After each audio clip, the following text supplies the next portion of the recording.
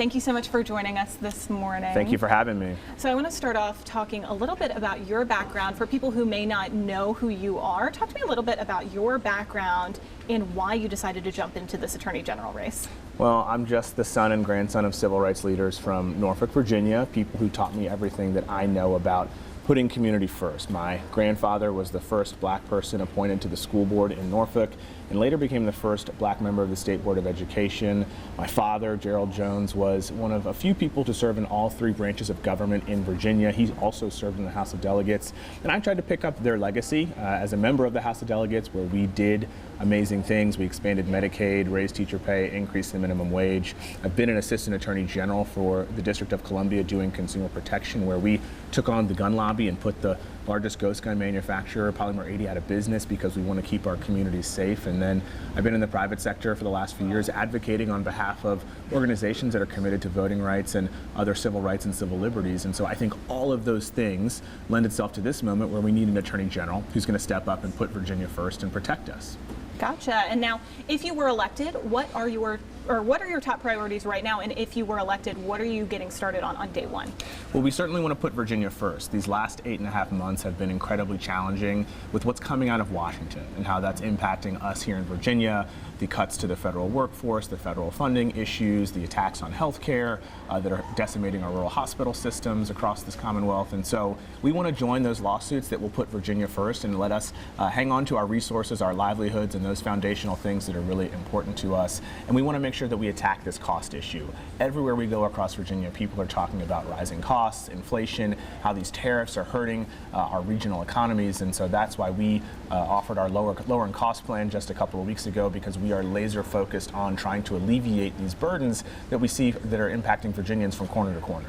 Yeah, absolutely. And now, I always say that Virginia is a very unique state. You can go up to Northern Virginia and it can feel like a complete other state than down here in Southwest Virginia.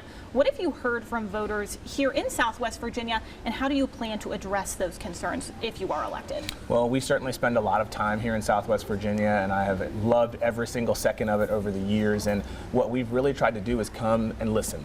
We want to have our ears open and our mouth closed so that we can understand the needs of our brothers and sisters out here in Southwest Virginia. And of course, the economy is important. We talk about these tariffs that have really hurt our regional economies. No one has been spared from the pain of that, and so we get to join a lawsuit to protect Virginia from these tariffs, which, as of now, a court has declared to be illegal. And then certainly healthcare. The big bill that was passed this summer stands to close 7 rural hospitals. Certainly understanding that people here in Southwest Virginia need access to that care. We want to make sure that people aren't yanked off of the rolls of Medicaid, where they project 350,000 people will lose access to that critical health care. And so we want to protect that. That's going to be a big thing for us, because that's what I've listened to from so many people here in Southwest Virginia. Just a few weeks ago, we were in Buena Vista at the Labor Day parade, and I was talking about the impacts of this big bill and the closures of these regional healthcare facilities. And then 3 days later, one of the healthcare providers out in Augusta said, hey, we have to close 3 clinics because of the bill. So we want to make sure that we're protecting access to healthcare. That's a fundamental thing that's really important to people here in Southwest Virginia, and obviously people's pocketbooks in these very challenging economic times. And I think we can use the Attorney General's office in an affirmative way to really help people in these challenging times. And on the topic of healthcare, closing these rural hospitals is a big concern. Another big concern, there are a lot of families that are concerned that they are going to lose their access to having a healthcare plan.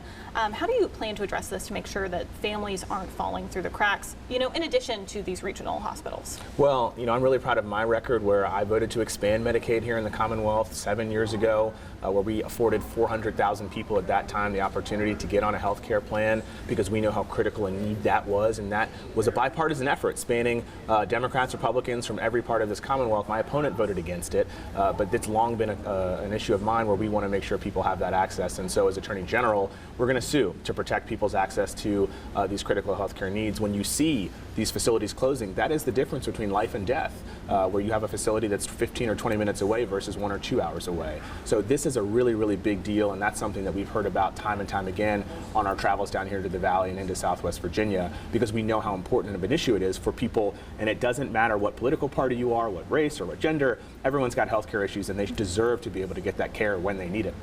Switching gears a little bit to talk a little more about the economy, a lot of Virginians are feeling the squeeze from higher prices. Specifically, what we've heard from our viewers are utility costs. A lot of people have a lot of concerns about their electric bill.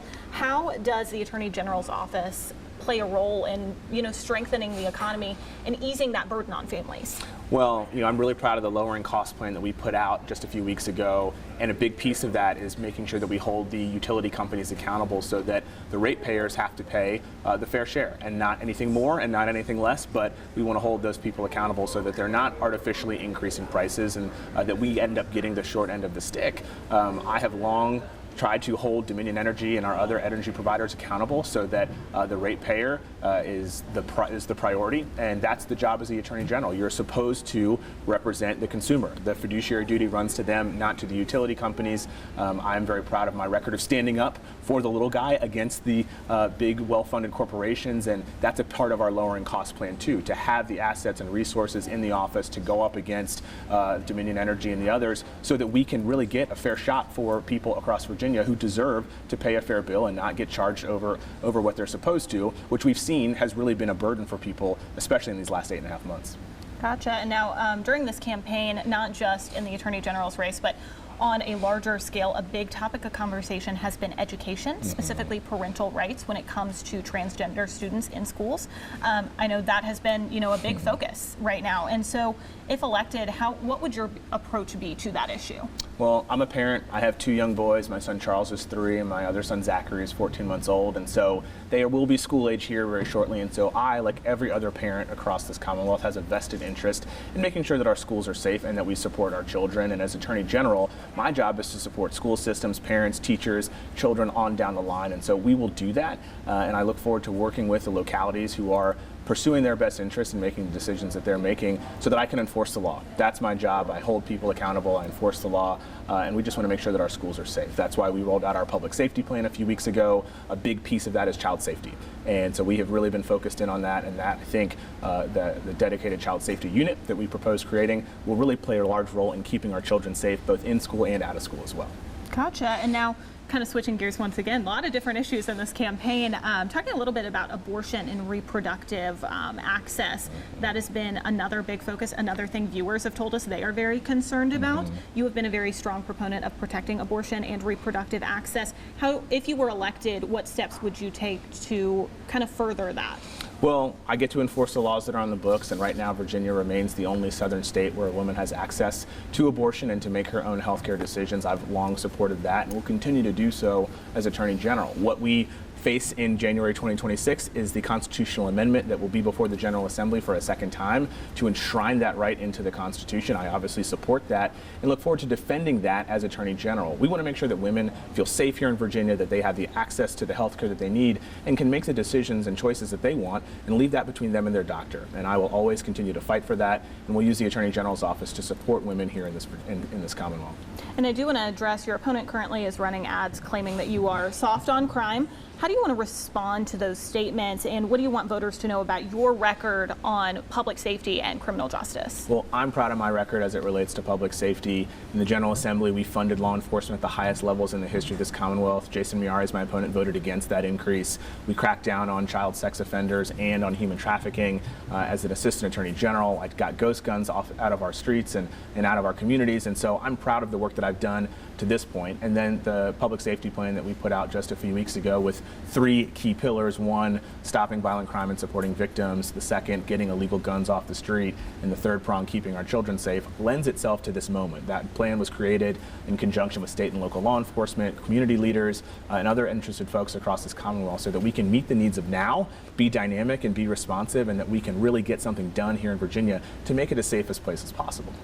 And now you are currently leading in the polls. We are kind of rounding that final corner in this race. I mean, we're, just about a month away from Election Day. Early voting has already started. How do you plan to keep up that momentum as we, run this final lap? Well, the only poll that really matters is the one on Election Day, but we are encouraged, and I think what you've seen is that our campaign has been very aggressive in listening to people across this Commonwealth. We've traveled near and far, making sure that we leave no stone unturned, and when you are being responsive to the needs and challenges of people in this moment, I think that's what's going to validate us at the ballot box. When you see these attacks from Washington, whether it be on our on the regional economies, through the tariffs, through our federal government workforce, on our healthcare system. People are looking for action, not someone who's just going to be a rubber stamp for the president. As Attorney General, I will work for the people of Virginia. They are my client, and we'll do everything we can to put Virginia first, to make sure we protect our resources, protect our money, protect our livelihoods, and protect our people across the state.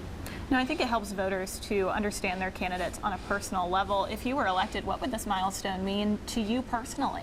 Well, I would be the first Black Attorney General in the history of this Commonwealth, and certainly something that is, an important piece of it for me. But we want to get the job done. I think what you've not seen over these last 3.5 years is action, right? It's been inaction, it's been passivity. We want to stand up for Virginia, and so no matter your race, creed, or color, I get to work on behalf of people here in this Commonwealth, and that's the exciting thing for me. But I get to run on a ticket with 2 other incredible individuals, and we've got candidates at the House of Delegates level and local level who are really invested in their communities, who want to do better. And I think we can turn the page come November 4th, 2025, and head into 2026 with a really strong group of people coming into Richmond who are really focused on getting things done, putting Virginia first, and getting some results so that we can bring common sense back to the Commonwealth and get us back on track.